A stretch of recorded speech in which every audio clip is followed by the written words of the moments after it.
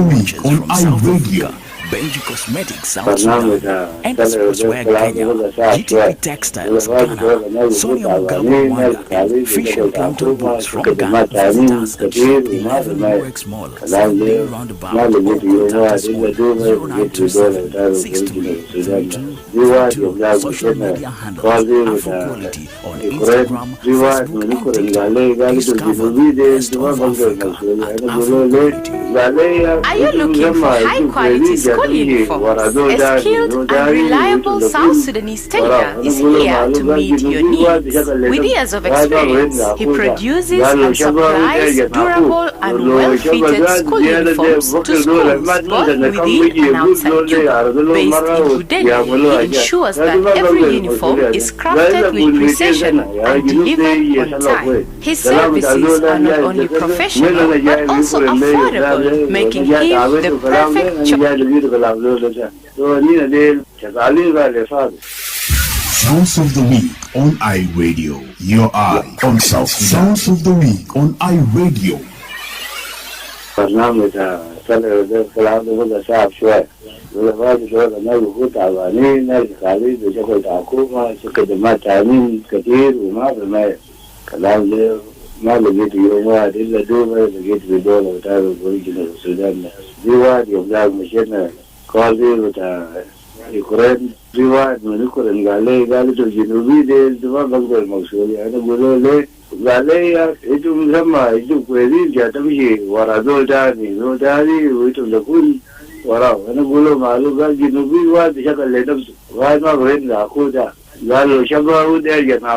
lo shaba za ziyara da bakar dole madmin da kan bige gud dole arzalo mara ya mulo aja ka duba bangal masuliya da zai la mulmite sana ya ginub dai ya sala koi kalam da zolan ya zakallo men na ja yi kuren dai da na ja ta abai to kalam ne na ja da bi kalam dole ta to ni ne shazali ga le fa Sounds of the Week on iRadio. Your eye on South Sudan. Live from Juba, on air and online. This is iRadio News.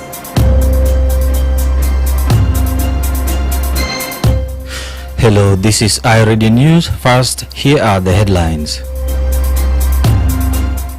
At least 17 people have been killed and 8 others injured after 3 days of deadly intercommunal violence in Gogrial East County, according to Warab State authorities.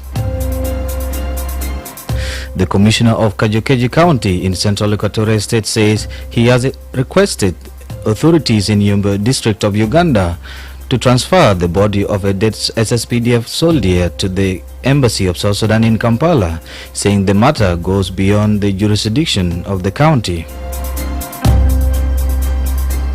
And the Commissioner General of the South Sudan Revenue Authority says the Custom Division at Juba International Airport is losing up to 24% of its revenue due to widespread unauthorized tax exemptions. These stories and more are coming to you in this bulletin with me, James Atem. Now the news in detail.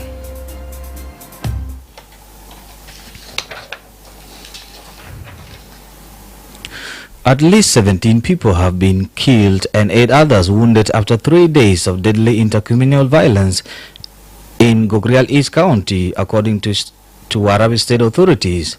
The violence erupted on January 2nd after a local chief from Nyarmong section was reportedly killed by suspected assailants from Jurman Agir section. Speaking to iRadio, Warabi State Minister of Information Mamir Bath said armed youth from the Nyarmong side carried out a retaliatory attack on January 3rd, killing 1 person from the suspected section. The situation then escalated into widespread clashes on January 4th, turning the incident into a 3-day deadly conflict. Bath said 17 people from both communities have been confirmed dead, with 8 others injured as of yesterday. Has been for 3 days now. There a confrontation between Nyarmong community and The violence has been continuing for 3 days. Casualties, 17 and have been killed both sides, and 8 others wounded in these 3 days violence. It actually started when Sultan was killed, Sultan of Nyamong community, by an identified group suspected to be associating with criminals. So they killed Sultan and then ran toward Jurmananga. And then from there, there were a few elements from Nyamong ran after them. Then later on, this criminal group disappeared, and in that process, they decided to make revenge, killing one of Jurmananga, expecting them to be the one killed the Sultan. So this is the reason that revenge project the cycling of violence. The minister said the situation has since been brought under control after the state government deployed security forces to the affected areas to restore order and prevent further violence. He further revealed that the state government plans to launch a forceful disarmament exercise targeting the two communities to prevent future clashes. We have sent in forces from Division 11, and the situation is contained now. Seen yesterday morning. There's never been any casualties because even Division 11 Commander Mariani is there now, containing the situation, and we have decided to move in forces so that we'll impose the forceful disarmament. Because if we don't do that, this cycle will continue. And with that, the governor also holds a committee for investigation. That investigation committee will reach the day today. The commissioner of Kajukeji County in Central Equatorial State says he has requested authorities in Yumbe district of Uganda to transfer the body of a dead SSPDF soldier to the embassy of South Sudan in Kampala, saying the matter goes beyond the jurisdiction of the county. The soldier was allegedly killed last year by Ugandan military in Tururu Ajoboma, Liwolo Payam of Kajukeji County, according to Commissioner Wani Jackson Mule. He explained that the SSPDF officer had been deployed to the area on an intelligence gathering mission inside South Sudan when soldiers from the Uganda People's Defense Forces allegedly crossed the border, attacked him, killed him and took his body. According to Mule, the soldier's body has since been held by authorities in Yumbe district of Uganda. Speaking to iRadio this morning, Commissioner Wani said he directed the authorities in Yumbe to transfer the body to the South Sudan embassy in Kampala, saying the matter now requires handling at the national level. The body is still in the district of Uganda. The body has not been handed to us. I directed them to take the body to South Sudan Embassy, Kampala, so that they resolve the issue at the national level there. Because the issue is now beyond the capacity of the county. So this time, I'm not ready to receive this body. I directed them to take it to the ambassador, South Sudan ambassador in Kampala. I don't know how far they have gone, but I think the body is still in Uganda. iRadio also contacted the spokesperson of the South Sudan People's Defense Forces, Major General Lulurai Kong, who said he would respond after bringing the matter to the attention of the Chief of Defense Forces. You're listening to iRadio News. The Commissioner General of the South Sudan Revenue Authority says the Custom Division at Juba International Airport is losing up to 24% of its revenue due to widespread and unauthorized tax exemptions. Speaking on SSBC after touring the anti-smuggling unit in Juba Town and the customs unit at the airport, Commissioner General William Anyuan Kwal said many of the exemptions are illegally applied by individuals who falsely claim authority to grant tax-free clearances. He said the customs revenue from Juba International Airports contributes nearly 30% of the country's total tax collection, making it a critical revenue point that needs strong leadership and support and public cooperation. Anyuan described unauthorized exemptions as one of the biggest challenges facing revenue collection at the airport, noting that exemptions alone account for about 24% of the revenue losses.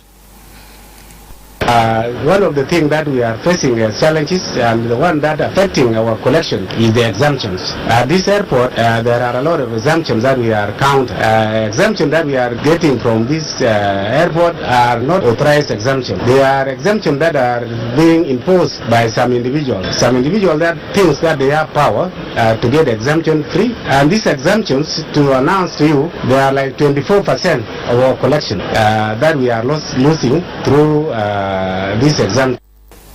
To address the problem, he said the Revenue Authority, working with the Ministry of Finance, has introduced a digital exemption system to improve transparency, accountability, and revenue collection. Under the new system, only institutions and individuals legally eligible for exemptions can apply through an online platform. He said the system removes face-to-face interactions that often lead to abuse of power. We have decided, together with the Ministry of Finance, to make sure we put all the exemptions on digital. When you want your thing to be exempted, we will first of all know which institution are you. Are you in the categories that are supposed to be exempted according to the law? And if you are, then you... Commissioner General added that no board or committee has been created to manage exemptions, stressing that the entire process is now handled digitally and in line with the law. Civil society leader Edmund Yakani has warned against the recruitment and deployment of children in armed conflict as fighting continues in parts of the country. Yakani, who is also the head of the Community Empowerment for Progress organization, expressed deep concern over the resumption of active military confrontations involving the South Sudan People's Defense Forces, the SPLA-IO, and other armed groups. Speaking to iRadio, Yakani said SEPO's National Early Warning System has detected fresh recruitment activities, raising fears that children may be involved. He stressed that recruiting anyone below the age of 18 is illegal and violates national, regional, and international laws on child protection. Yakani also said the practice goes against the National Comprehensive Action Plan signed by President Salva Kiir, in which the government committed to end the recruitment and use of child soldiers. Recently, we have seen fresh recruitment of soldiers, and want to bring to your attention that recruiting a person below the age of 18 who is known as a child is forbidden, and it's a violation of all legal frameworks for protection of children in terms of national framework, regional or international, that our government have committed themselves to. At the same time, it's a violation of the National Comprehensive Action Plan that the country have agreed before the international community that you will never recruit a child to be a soldier among your fighting force in your military confrontation among yourselves. This is a serious note that I want to bring to your attention. He also warned SEPO is monitoring recruitment and deployment across the country and will document all violations. This is a serious note that I want to bring to your attention, that we are watching and will follow your recruitments wherever they are, and will follow your deployments. If we realize that you have recruited a child, or you have deployed a child, or you have recruited children, or you deploy children, that violation will never go undocumented. We'll document and will share with any reliable sources that we know one day will use that information to hold you accountable as a field commander or commander in charge of that recruitment and deployment. And remember, the country have an action plan that President have signed it as a commitment, and we're protecting that National Comprehensive Action Plan on protection of children signed by the President. Yakani also cautioned armed groups against occupying schools or using them as military barracks or stores, saying this denies children their right to education. He further warned commanders not to involve children in military activities, including using them as porters, cooks, cleaners, or for any form of labor around military bases. You're listening to iRadio News. Some members of the public are calling on the Ministry of Finance to urgently pay civil servants salary arrears, saying beginning of the year expenses, including school costs, are overwhelming many parents. They say families are struggling to meet school fees as schools prepare to open next month, alongside feeding and other household needs. Speaking on the Dawn Show this morning, some callers described the situation as dire and urged the government to act quickly. This is a serious note that I want to bring to your attention, that we are watching and will follow your recruitments wherever they are.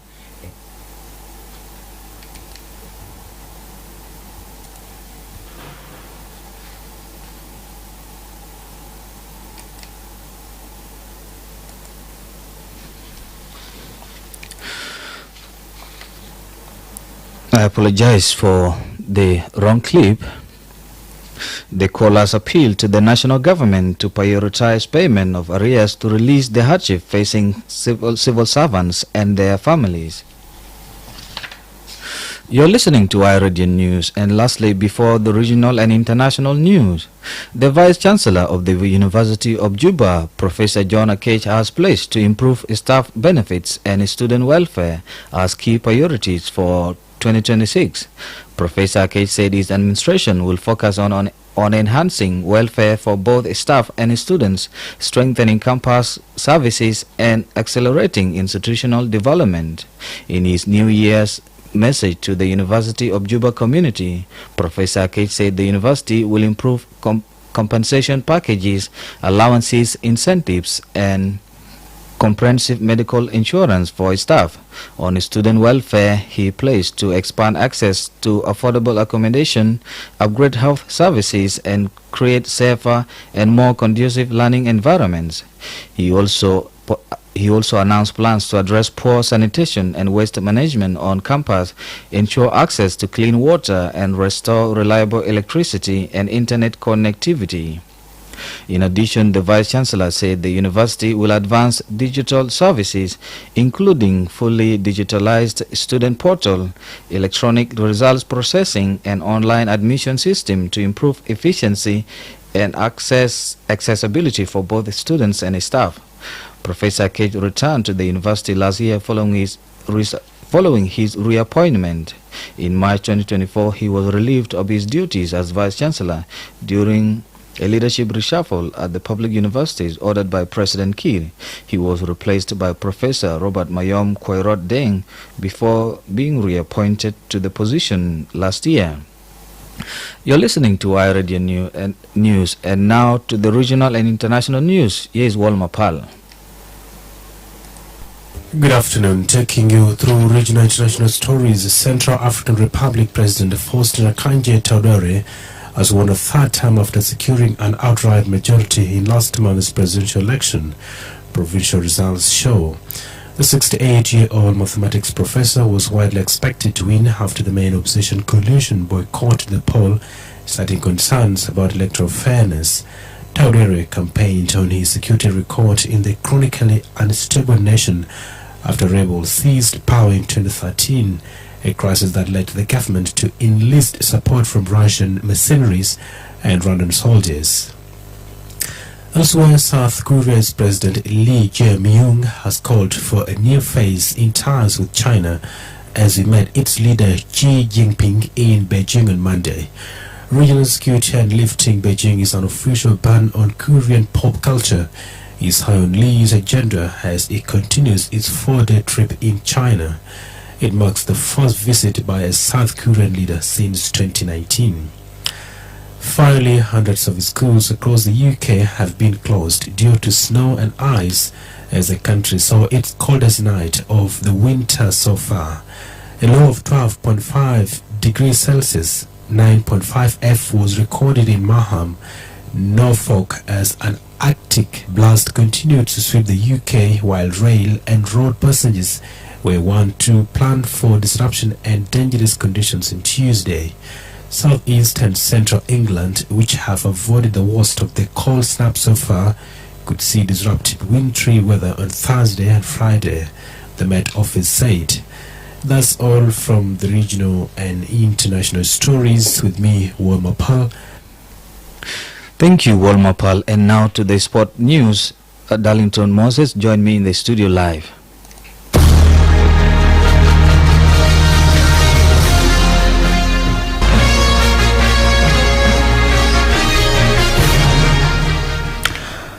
Thank you so much, James Atem. In a world of sport, we're starting with Africa Cup of Nations in Morocco. Nigeria booked their place in the quarterfinals after beating Mozambique 4-0 on Monday in the round of 16. Ademola Lookman opened the scoring for the Super Eagles in the 20th minute before Victor Osman added the second and third goals in the 25th and 47th minutes. Akor Adam sealed the route with the fourth goal in the 75th minute.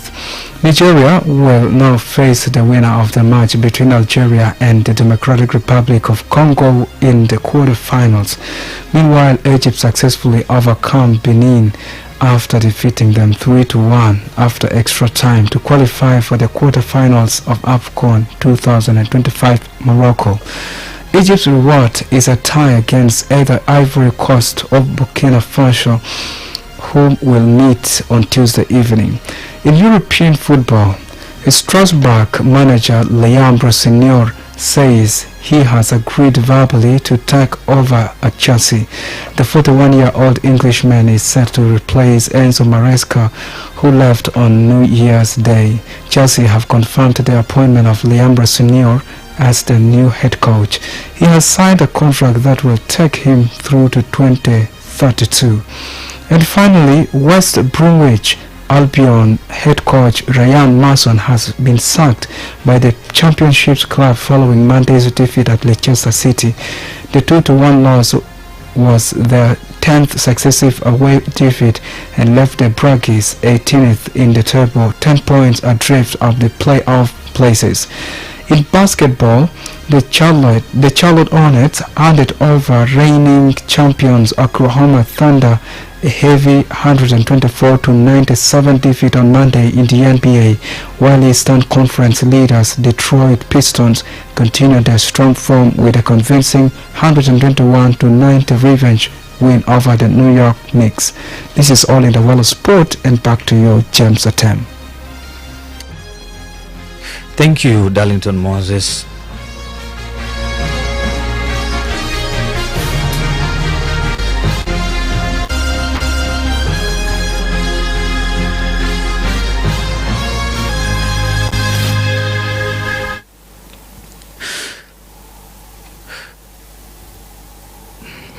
This is Radio News, and now to end this bulletin, here are the headlines once again.